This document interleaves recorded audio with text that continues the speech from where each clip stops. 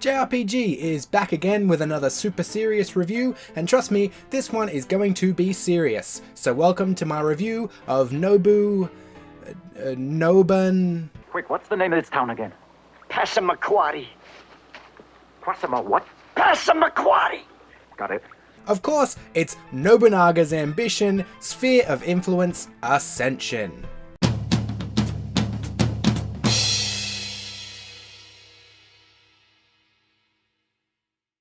Nobunaga's Ambition is a real-time strategy game set in Japan during the Sengoku period.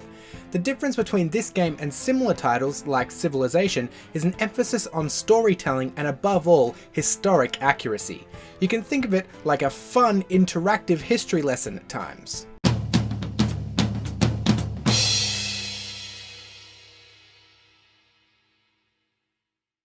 I'll be honest with you, this was the first time I've touched a game in this series. For the first 3 hours I had no idea what I was doing, who I was, or what was even happening.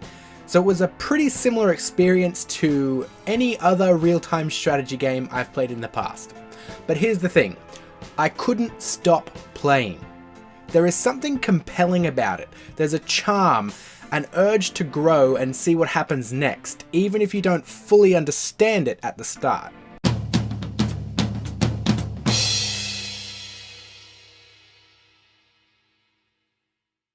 I don't feel like it's any more complicated than any other RTS game I've played in the past, and some of the options in this game actually allowed me to ease into the mechanics and really get the hang of it much quicker than I thought. At first you are overwhelmed with all the options and menus available to you, but then you'll notice that the game points out things that are important for new players. They'll be marked with exclamation points, and going through them gives you a feel for what you should be doing and what you should be aiming to accomplish. The best feature by far was the delegate feature. In essence, depending on whose story you choose at the start, you are a lord or officer and you will have access to something crazy like 2,000 different officers over the course of the game. If you feel like you're being overwhelmed, you can actually delegate all decisions to your officers. It is essentially an auto mode, but it also allows you to observe their decisions and put them into practice yourself. You can also choose to just delegate one task at a time to a specific officer. So if you want to focus your own playtime and decisions on building infrastructure or battling other clans, you can delegate investment to one of your officers.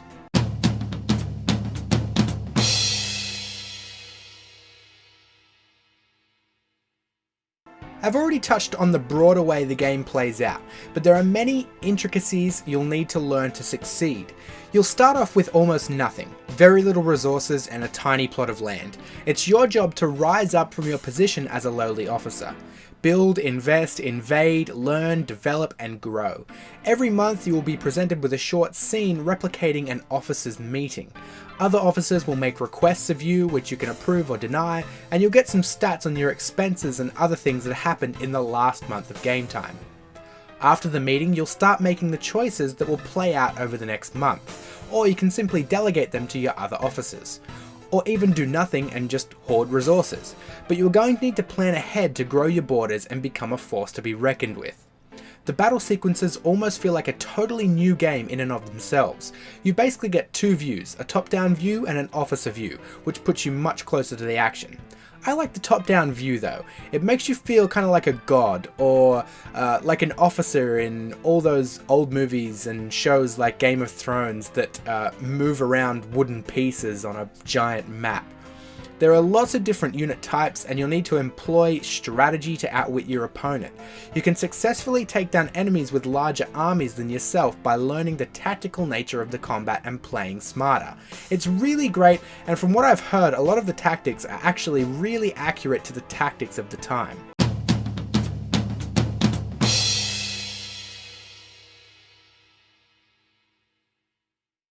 Yes, of course. Well, actually, wait a minute. If I invented a time machine, the first thing I would do is go back in time and give myself lots of money and the knowledge to build a new time machine. So it wouldn't really be costing the current me anything, it would be costing the future me something, and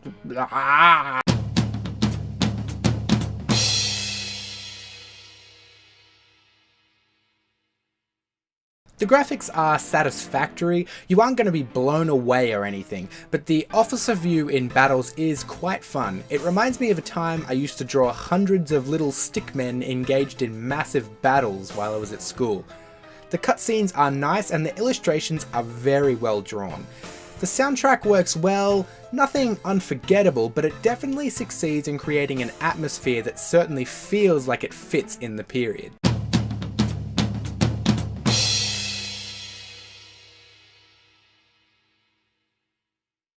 I'm not going to give this an arbitrary rating out of 10 because I feel like this game is too complex to quantify in that way.